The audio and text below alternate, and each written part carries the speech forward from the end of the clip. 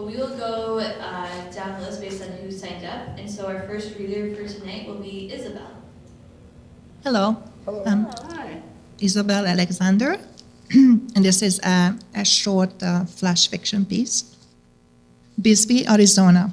A reddish-orange mountain dotted with green bushes reaches toward the sky over the small town. I roll down my window and breathe in the desert air and take in the view of colorful little shops lining the two-lane street. Not where I grew up, yet still nostalgic. Mom lives here since she retired from teaching 4th through 6th grade in Arlington Heights, Illinois.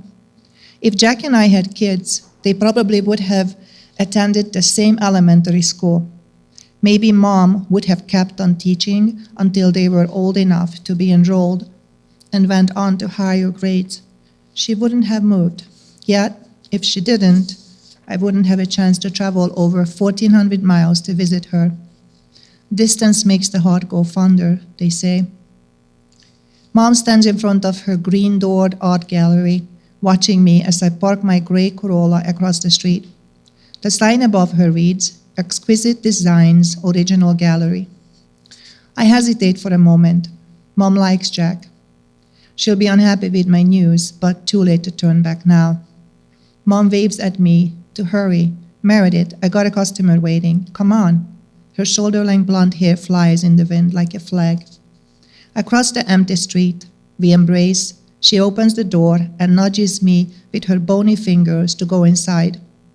A tall man stands by one of her paintings. He admires her careful brushstrokes, yellow sand and flowering cacti below the vastness of blue punctuated with lacy white clouds. You must be tired and hungry. She pours a glass of lemonade and hands it to me. Thanks, Mom. I take a sip. I stopped for lunch about an hour ago. I hate lying to her, but if I told her that I haven't eaten for 3 days, not since that final horrible day, she would force-feed me. Restaurant food is bad for you, greasy and full of salt, the bad kind. You always took good care of me. I squeeze her shoulders. She smiles. What brings you here today? Usually you come on a holiday and for summer vacation with Jack. How is he? Can I look around? I ask and turn to hide my sadness. The man sprints toward the back of the gallery as if he glanced at the masterpiece he wanted to examine. I move toward the windows, away from him and my mother. Landscapes of the Midwest, she painted from memory, line the bottom half of the display. A gentle hand touches my back. Should I send him away?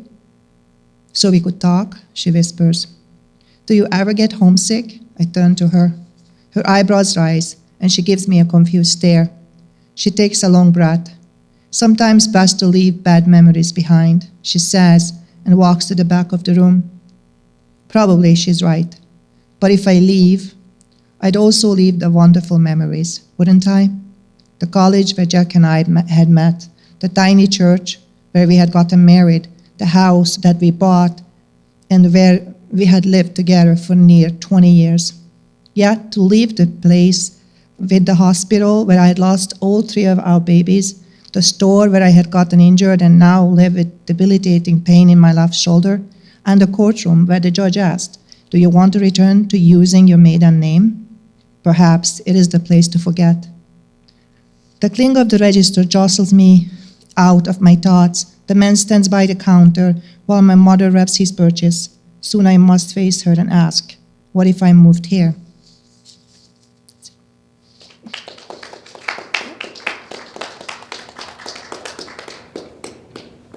Thank you. And now our next reader will be Jerry. I'm not from the writers group here, but this is a poem I've written. I always enjoyed this library. You know, I loved it when it opened up. It was very colorful and that, and recently something has changed. I want everybody to please take a minute and just bow your heads and look at the floor. Oh my God, it's awful. Have you seen the floor? It's not only in one area, it goes from door to door to door. It's depressing and abysmal. Who could have made a choice like that? It's composed of dark and dismal. It's 10 times worse than bad. Again, how was this chosen? no doubt by committee out of spite. A dart flew out the window and hit the parking lot at night, as if someone took that asphalt, scratched by glacial ice, and tossed it back underneath so it got scraped up twice. It is impossible not to see it. You look down when you walk. Your brain immediately averts your eyes, and for a moment you're in shock. It's an awful blackish gray with only one redeeming trait. All the horrid striations have somehow lined up straight. Sure, it was time to replace the flooring. The board was just doing their duty. Something unpretentious, bland, and boring. No one was thinking beauty. Give us something that's deplorable, that will not show the dirt. A color that is horrible. It doesn't have to be from earth. Was there any thought of ambience, or is it pleasing to the eye? Did they think we wouldn't notice this choice from where colors go to die? What myopic choice of color. How could they not have seen it? It will look dirty when it's new, so we'll never have to clean it. It doesn't go with any other color. It won't inspire any thought. It is the absence of any compliment. It should never have been bought. It's less appealing to the psyche than the dark side of the moon. To stare at it while deep in thought will encourage you to leave the room. A color with all hope beat out of it by nuns of catechism. It's what the lack of light becomes when it never passes through a prism. A color from the evil side of a color chart distortion. That's the one that we must have. It's called industrial abortion. Did they actually pay money for what should have been thrown away and installed it over every inch of this library and then call it a day? A floor is two-dimensional. It's strictly on the level, but this is what you end up with when your decorator is the devil. It could have been impressive. It could have matched the warm decor. It could have brought light-hearted happiness, but it's just a dirty whore. There is no pride in their decision. It is a black mark on their souls. No, even worse, the mark is actually from the carpet, a remnant of the rolls.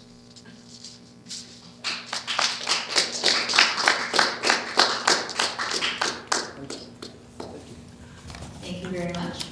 And then our next reader will be Chris.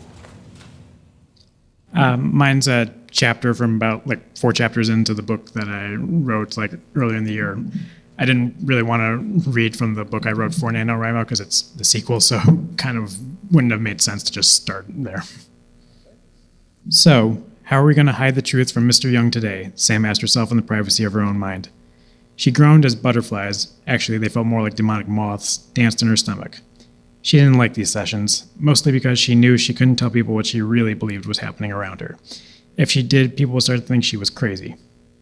So tell me, Sam, what's on your mind? Mr. Young asked. Sam stared at him numbly. Silence seemed the best opening tactic. Not much more than was on my mind last time he asked. Last week. Mr. Young tried to match her stare, but found he couldn't meet her intensity. He broke eye contact after a few seconds. I see. Well then, allow me to take the initiative. How are things getting along with you and... Okay, let me stop you right there. Sam put her hand up in a hold-on gesture. I'm pretty sure I said last time that I'm not going to be talking about my family's little house guest. Mr. Baker is still living at his own house, Miss Tyler. I'm not really sure you can call him your house guest. Sam huffed. He lives at his house only at the end of each night. Every other moment of the day he can get away with, he's at our house, hanging out with my brother or the rest of our friends. But not you? He asked. Sam sighed internally. No. Yes, he does try to hang out with me, or at least he used to. Not so much anymore. He stopped after he decided that I was sending him subtle messages that I didn't want him around anymore. Accurately decided, she thought to herself. So you're not really accepting of him anymore? Young pressed. Sam grit her teeth together. No, I guess I don't really accept him, and I don't plan on it anytime soon. My reasons, however, are my own. Young frowned at her. Haven't your families been close for years now? He asked. Are you comfortable telling me what's changed recently that's making you feel this way? Sam gripped the armrest of her chair slightly tighter.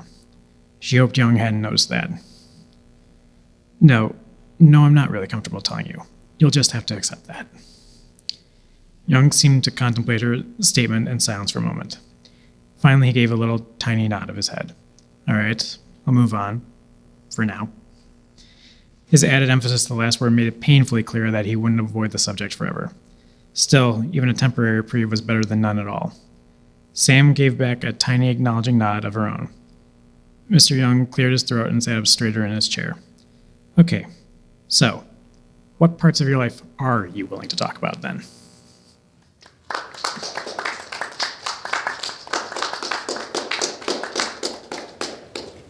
Thank you for reading. And now our next reader will be Vicki.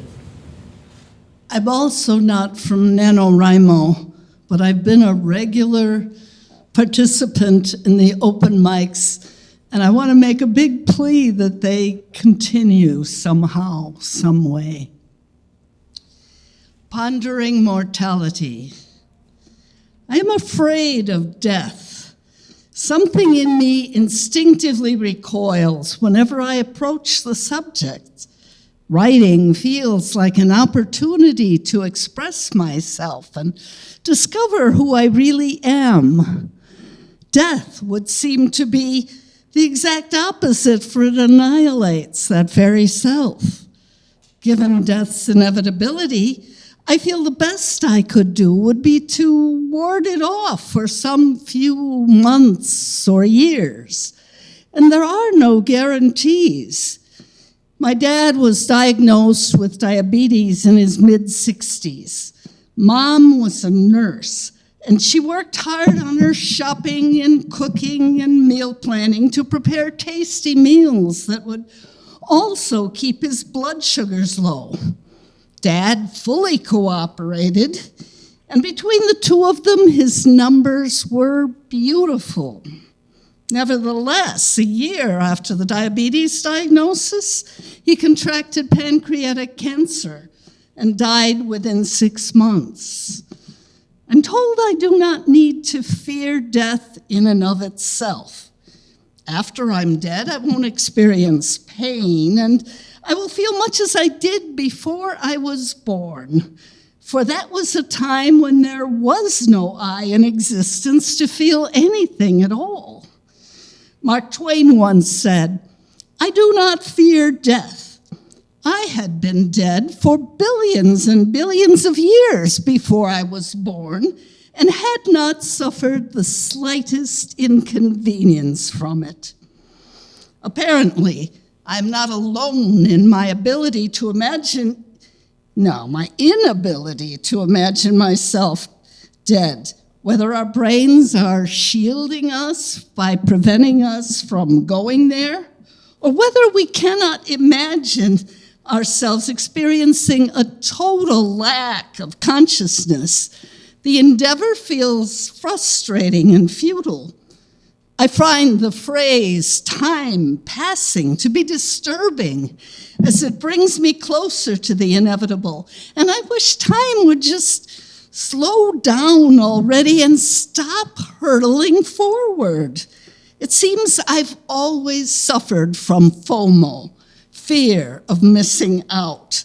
On those frequent occasions when an event conflicts with another, I attempt to go to both. And while I'm at the one activity, I tend to torture myself by imagining what's going on at the other one. But here's the thing. In death, I'll be missing out on not just a meeting or two, but on absolutely everything. I'll need to say goodbye to everyone and everything I've ever loved, assuming I am not caught unawares. I hope I will always feel profound joy and gratitude for the days I am living, as well as the days still to come. I believe Phil Oakes said it best in his song entitled, "When I'm Gone," and I am particularly moved by a few verses. I won't feel the flowing of the time when I'm gone.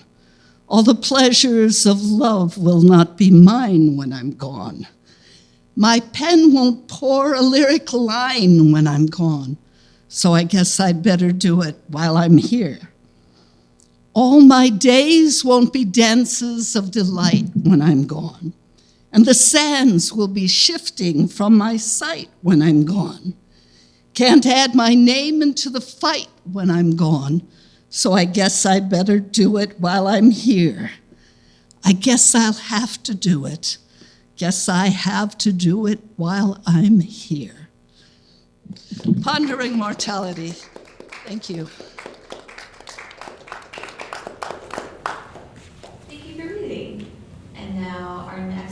will be Lena. I wasn't planning on reading, but everyone encouraged me to try. This is a part of short stories from my life. Okay. After notifying the flight attendant, because you can't call them a stewardess anymore, that I might be throwing up during the flight again, I anxiously waited at the rear. This way, she beckoned me forth up the crowded aisle as people jostled to settle into their seats. I was given an entire row to myself. I was so relieved not to have to ask the Polish woman and her husband to get up every time I needed the bathroom.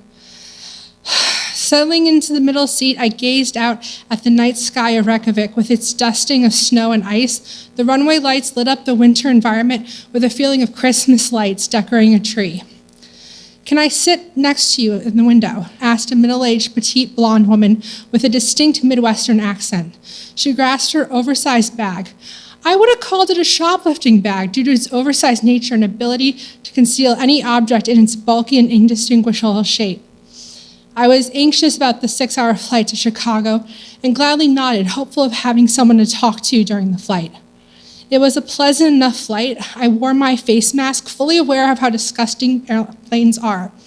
Airlines like to give an air of elegance and luxury, when in fact they're nothing more than flying cattle tanks squeezed in with little sanitation in between the various trips. One should never drink tea, coffee, or ice while on a plane. All these come from a giant water tank aboard the aircraft. They are filled at each and every location. Rarely are they sanitized or cleaned, so that even if your flight was from Chicago to New York, if that plane went to Mexico City the day before, it would have local bacteria from any of its destinations. We settled into our long flight and talked a bit about our lives, as one does with a single-serving friend. In due time, an Icelandic flight attendant shuffled up with her giant cart of holding and various drinks and purchasable food, because Icelandair does not serve any free meals. I inquired about getting a bottle of water, which any person with travel sickness knows is crucial on a long flight. "One moment," she responded as she shuffled back to the rear, where she returned with a giant liter bottle of Icelandic water unopened. I graciously accepted the gift of plenty. "Can I have one to take home?" eagerly inquired my seatmate. "I'm sorry, but we can't. This is a special exception." Greedily, the woman eyed my bottle and shrank back into the window seat. The cart shimmied up the aisle toward first class, continuing to serve passengers. "Do you mind?" asked the woman, as she stood, clearly indicating her need for the restroom once the cart was 4 rows up. I let her pass as I continued to listen to my music. When she returned, she held a giant liter bottle and quickly nestled it into her bag. I looked back and I noted there hadn't been any flight attendants in the rear to have assisted the woman. The woman jostled the contents of her bag as she made room for the bottle. "Can you hold this?" She handed me a giant large beer stein with markings from one of the bars at the Keflavik airport. "They let you take this?" I inquired as she handed it back to her. "Yeah, they said I could take it." Take it around the airport, not home with you, I thought. I immediately decided not to leave anything out that this woman could take and always keep an eye on any of my belongings. She was a klepto. I found out that she was flying from London to Oklahoma City. Instead of spending more on a direct flight, she booked the cheapest multi-leg flight she could get. She was pleasant enough, but I did not trust her. "Boy, am I hungry. I only have an hour to catch my next flight. I hope we are on time." After having made this trip multiple times into O'Hare, I knew that she would be very lucky if she made her flight. No way would she have gone through Terminal 5 to the other terminals, which at the time had no tram easily connecting the vast network of terminals, and gotten her pizza. Wishful thinking. During the previous trip, since it would have been some time before I got global entry, I waited an hour in border control alone. I felt bad for her. "Here, you can have some energy bars you can eat." "No, thank you. I'm going to stop and get pizza when I land." As the Republicans at the dog park would say, "You do you," I thought incredulously. At least I don't have to pick up my bags. "Are you carry-on only?" "No, I checked a bag, but the guy at the original location told me it was checked all the way through." Shocked, I responded, "All the way through Iceland Air, not your connecting flight into the U.S. U.S. regulations require that all passengers transiting from international to another flight within the U.S. had to pick up their luggage and walk through customs themselves. This prevents drug smuggling or other contraband from being brought through U.S. airports." No, she reassured me. He said all the way through. I was silent. I think I'll get a deep dish Chicago pizza. No matter what I would have said, would have woken this delusional klepto from her dream. Maybe I'm a bad person for this, but I deprived some enjoyment from managing this woman ending up at her final destination without her luggage. As we deboarded the plane, she wound up in front of me. Walking down the aisle through first class, she snatched discarded free headphones from the floor, from the seats. Anything she could grab went to her bag of illicit holding. I still wonder if she regretted her pizza when her luggage never came out of the bag carousel.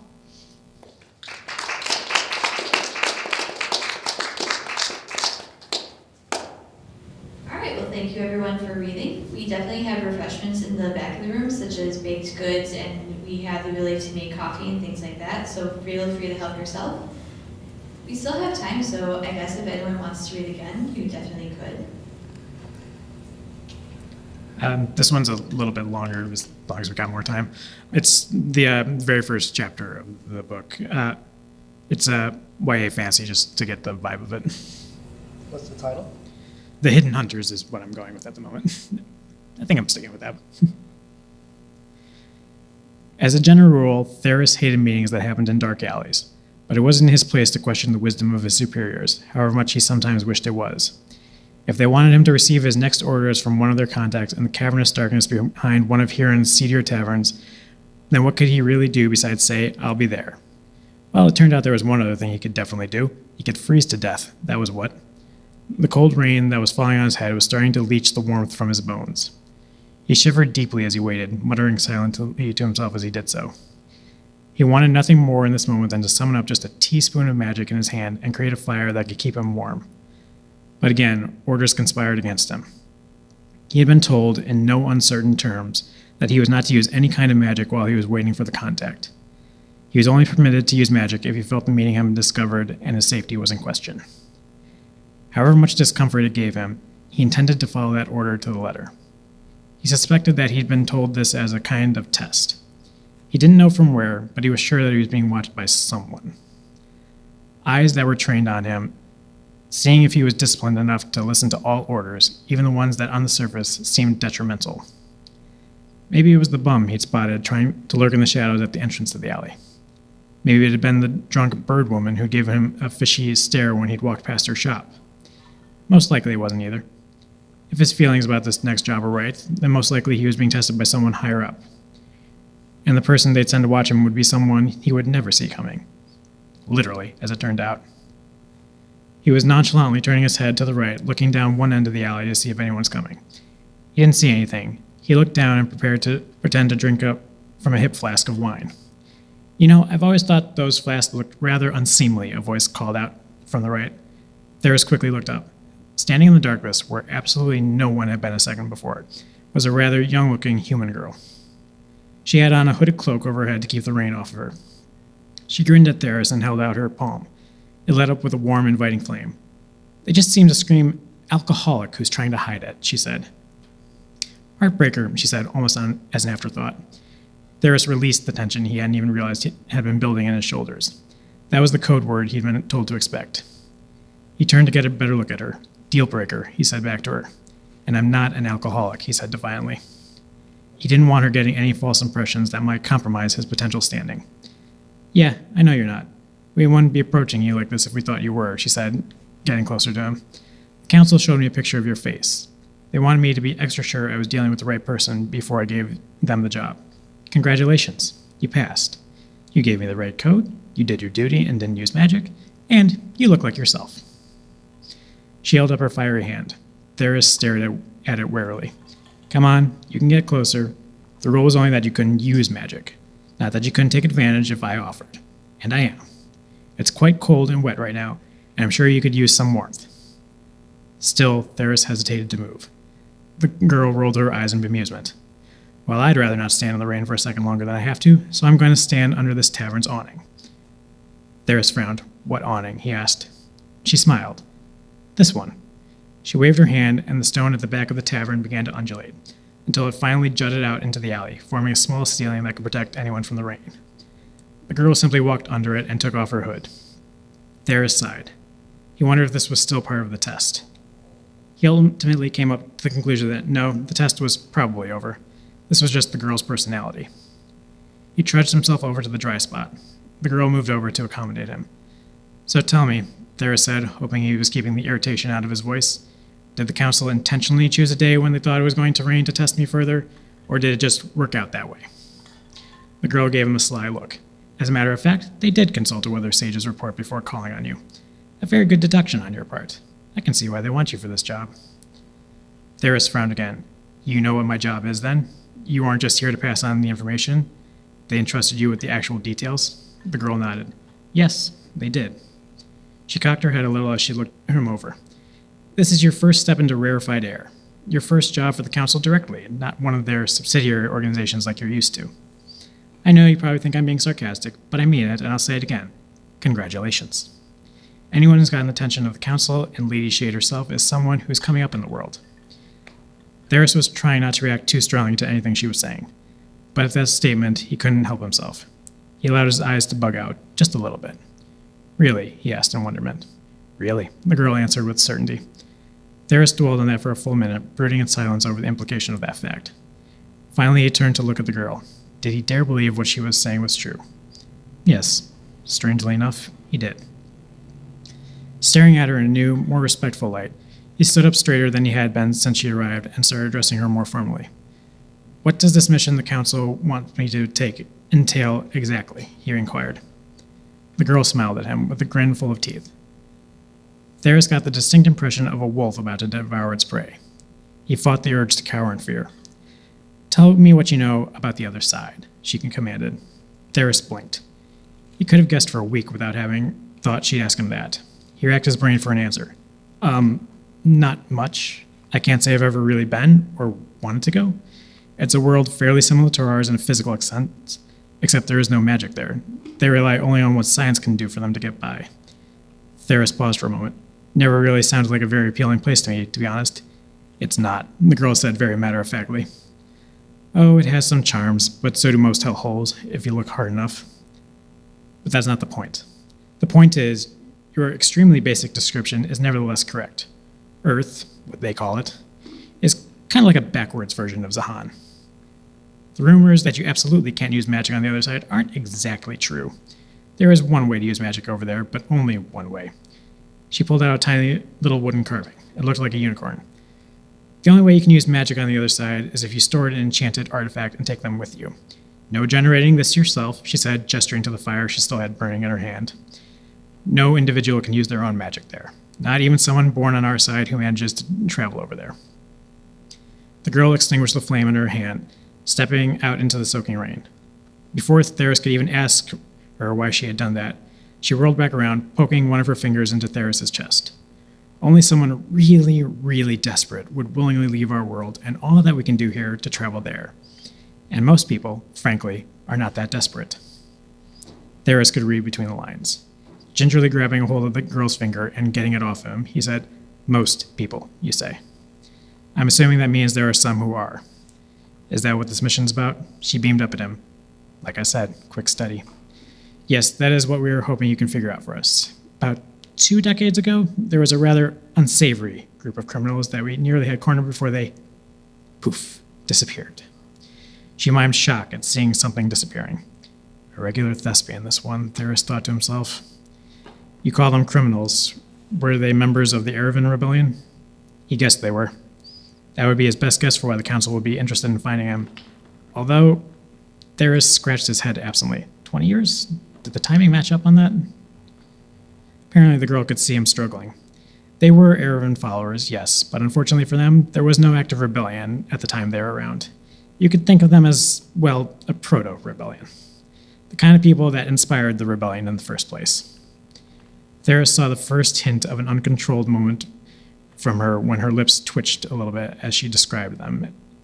From the looks of things, she did not like Erevan followers. But her composure didn't slip any further, and she continued. Anyways, without any rebellion for them to hide in, they decided to abandon Zahan and flee to Earth, never to be heard from again. We did initially send a few agents to the other side to look, but nothing ever turned up. Eventually, the case went cold, and we moved on to other problems, certain that we would never be able to really get a lead on them again. But that all changed recently. Well, supposedly it did. To be quite honest, the council is of two minds over whether this information they've found is real or not. Theorists realized where this was going. Some anonymous source told you where to find some members of the old group, but you don't know if it's real and you don't want to send any seasoned agents off to look.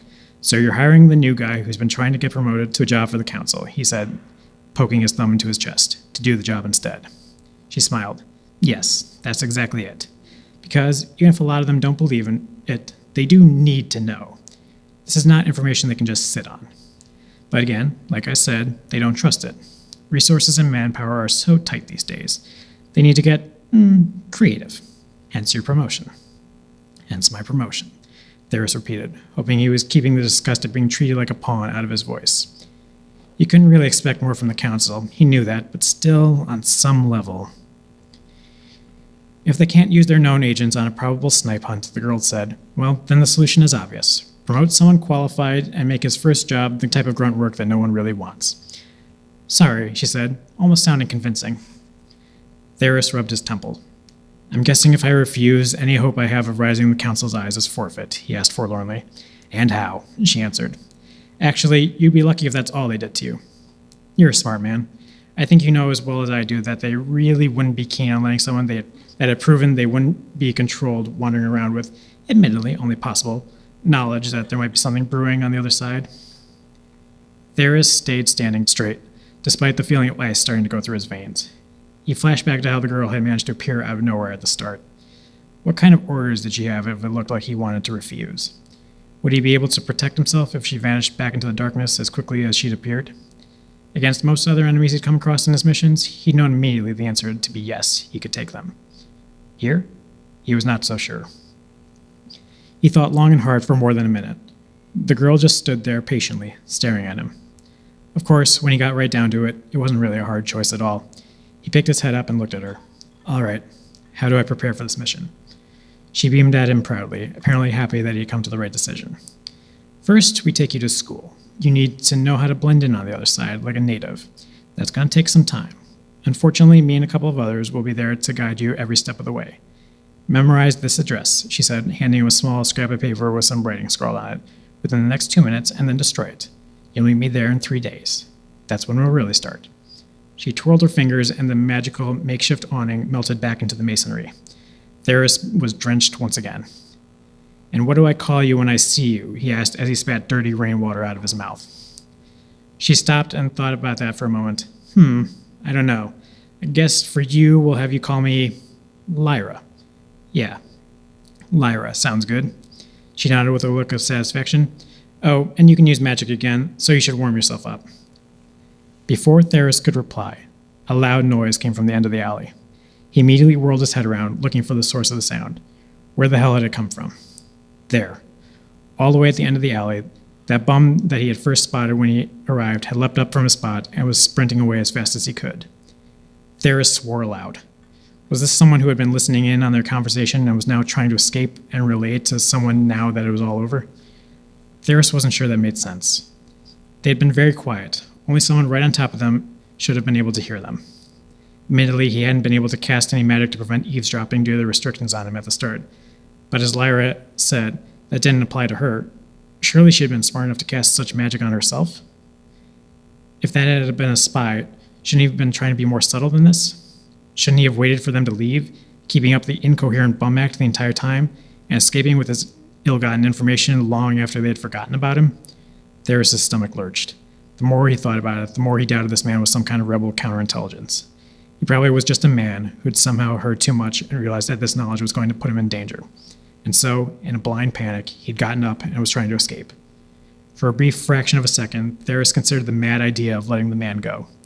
But that wouldn't do. He had to get him to learn what he just heard. If he had heard everything, then that made him a threat, even if he wasn't a member of a rebel cell.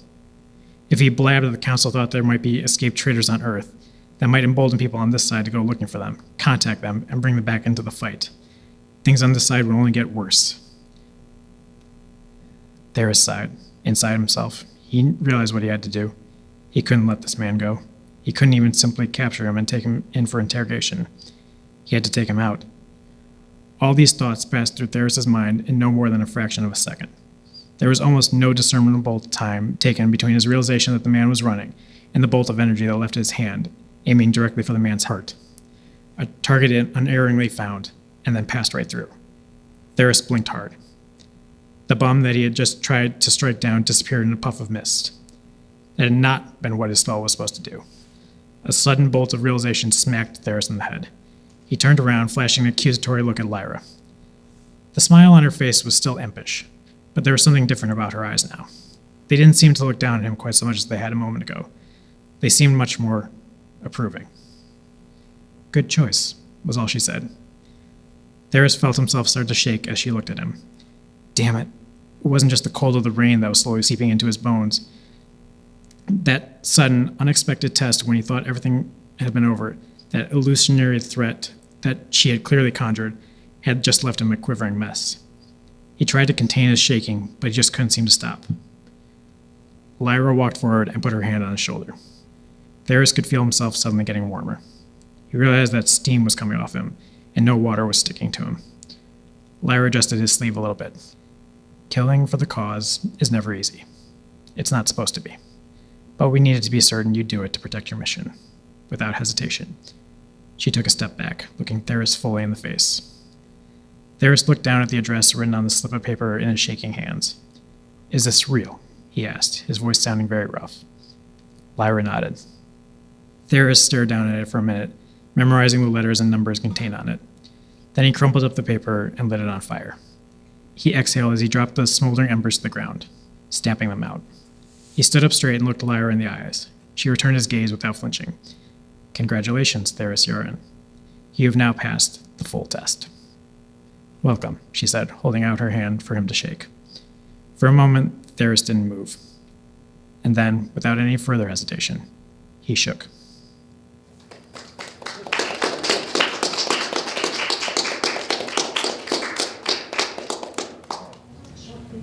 I have one too, so. Yeah, go first? Go ahead. This is a flash creative nonfiction piece titled Trains. I was 5 when we first traveled to Budapest, the capital of Hungary, 180 kilometers from the tiny village where I grew up. We took the train. My father was an expert in taking the train because he worked far away, leaving on Mondays, coming home on Fridays. But when I think of the experience of visiting the big city, I don't recall the train ride. What I remember is standing by the Danube, the river that splits Buda and Pest, standing with a slice of watermelon in my hand, and in horror, watching the juice trickle down on the front of my dress. My throat tightened in fear. The stern push of his hand is imprinted on my back, and even now that I taught myself to swim, I still am terrified of falling in. The water churned, and I could see myself at that moment being carried away, drowning. Though I loved trains, the speed and sound of the engine, they were the ones that always brought him back to terrorize my mother, sister, and me. Our self-esteem diminished with each harsh put down, each strike of his hand. Even his stepfather and brother-in-law weren't immune to his bickering, drunken fights. But he tried hard to respect his mother and my mother's. So how can we blame his mistreatment of us on alcohol if he could speak with them with calmness and affection? Each time a fight interrupted, Mom asked my sister and me to run to her mother for help, who lived in the same village, a 7-minute walk away. Mama, the beautiful person she was, dropped everything and rushed to her rescue. I struggled to keep up with her as she flew through the winding cemetery dirt road, faster than a freight train. Her need to protect my mother propelled her to great speed, although a small, fragile, elderly woman. "My son, why do you hurt my daughter?" she'd ask, sitting across from him on my mom's bed. "Mama, I don't mean to. I swear to God," my father would sit like an innocent lamb on the edge of his bed. I'd observe them from the other room through the open door. "When you hit her, you hurt me more," Mama would say. I don't want to do that. I love Mama. And I love this silly thing, he gestured toward my mom. Please forgive me. One last time. His grayish blue eyes would show sincere tears. I'm not sure if she did, but I always believed him. I wanted to hope that he changed and stopped his tirade of abuse over us. Yet this scene repeated over and over again, as if I was watching a play in the theater for the entire season. As a child, I used to think of the world as if the little towns and cities were located only by the main roads, like on a string. If you decided to leave home with a bit of food bundled up and hung off a stick over your shoulder, like in the fairy tales, there will be vast distances everywhere else, far from the roads. In those areas, you could meet with magical creatures, find kingdoms, and fall into wells that give access to other worlds. Better than this. I dreamed about leaving one day, leave the brokenness behind. In those tales I read, boys and girls would often be tested. If you had a kind heart and were helpful to the older woman or witch you encountered, your reward would be extraordinary. And some pure gold would shower down on you, and you'd be sent home shimmering, valuable. I wondered how it could be made useful if it stuck on you, completely stuck. Would it hurt to take it off? Or would it be enough for your family to see you shine and realize that you were marked for goodness? You are unique. You deserve their love. I always felt less than. My father instilled that in me at a young age. My father had the habit of playing favorites, not basing it on our behavior or grades, but he would pick my sister some weeks at random to be his favorite, and for those weeks, he'd rave about her and put me down. At other times, I was his favorite. I hated it all. When he picked me, I felt horrible for my sister. I didn't want to be his favorite. When he picked her, his cruelty toward me was too hard to bear. He'd say that I was stupid, ugly, not worthy of anything, and he used many expletives when he spoke to me. He told me I wasn't even his child. This should have made me feel better in the sense that if he wasn't my father, then his words should not hurt as much. But they did. It made me feel more abandoned in the world, not to have a father at all. Who did I belong to? Mom said it wasn't true. A few years ago, Mom told me she finally got her nerve to divorce my father, but then she found herself pregnant with me. She didn't think she could leave him with an infant and a toddler. So she stayed. In a way, I embodied her demise. My sister was the cause of her marrying him, and I was the reason she was stuck. I didn't stick around. At first chance at 18, I not only took the train to Budapest, but got on the plane to flew to the US, the furthest I could go, hoping for a better life. One in peace. Nevertheless, I learned we carry our baggage with us no matter how far we travel. Thus, my true freedom didn't arrive until unpacking the hurt and childhood trauma through many years of counseling, after maneuvering countless trains and rebuilding myself to feel worthy of love.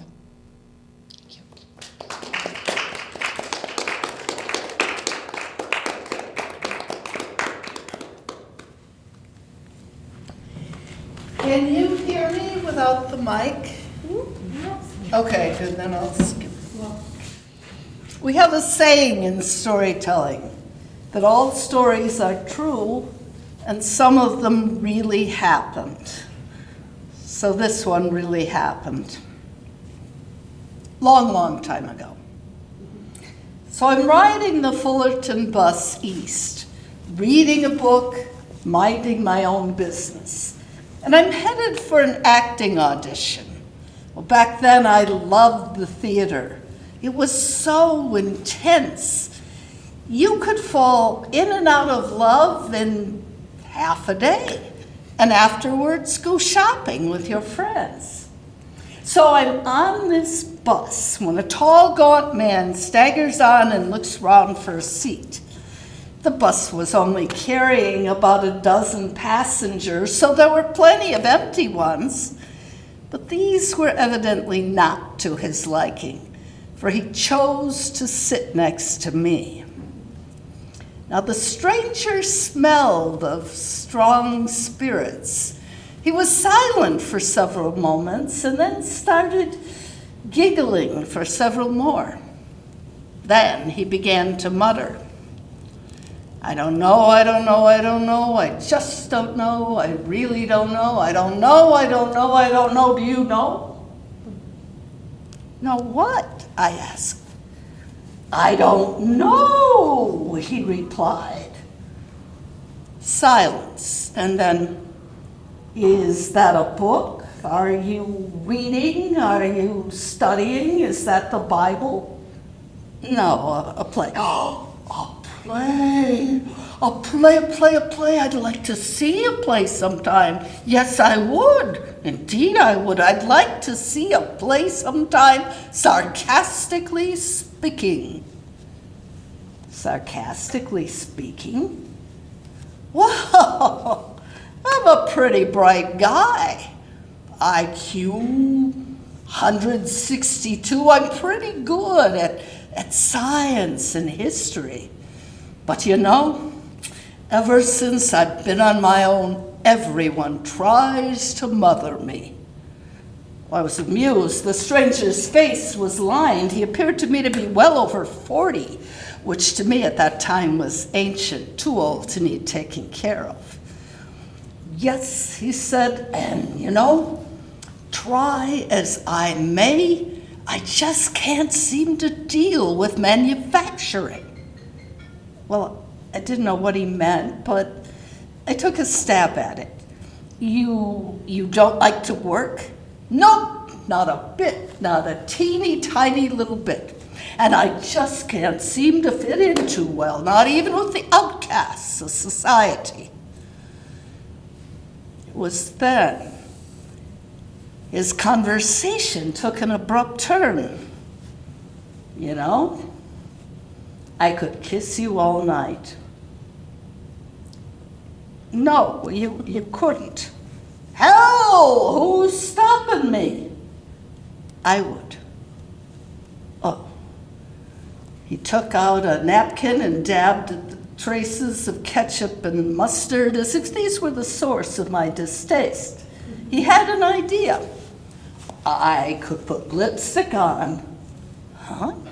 I could put rouge and stockings on like your girlfriend the other day.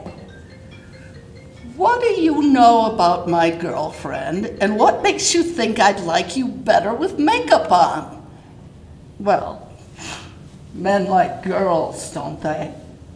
I suppose so, but hell, you're the captain.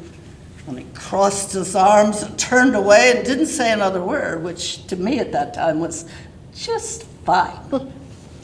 Then all of a sudden, he turns around, squinches up his face, and in the harshest voice says, "Hey, lady, are you trying to get fresh with me? Because if you're trying to make out with me, I want you to know that I'm a clean-cut American guy." And then he slowly gets up and starts walking toward the front of the bus.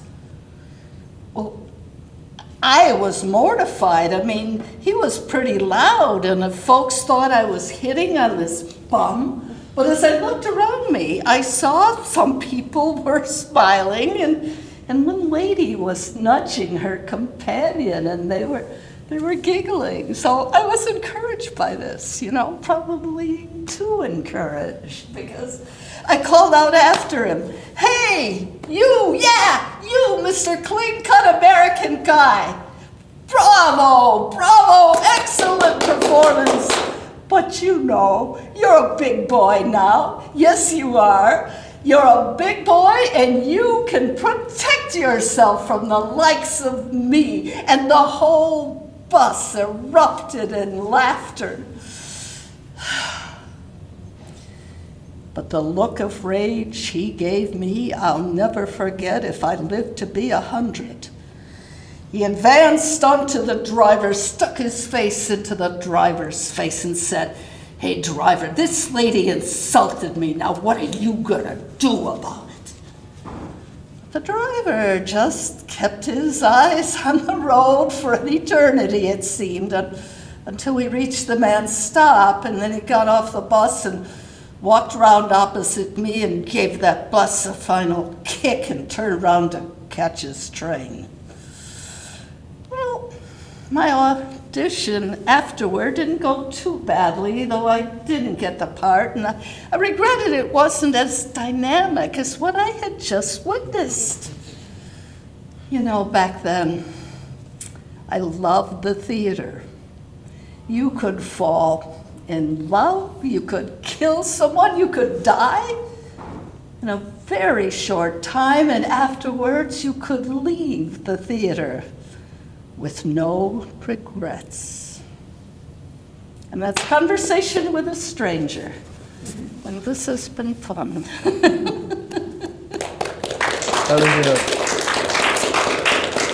you, Vicki. Well, thank you all for reading tonight. This has been a wonderful event. I'm glad that we all came out tonight. And then we still have refreshments in the back of the room in case you would like to have something before you head out. So thank you.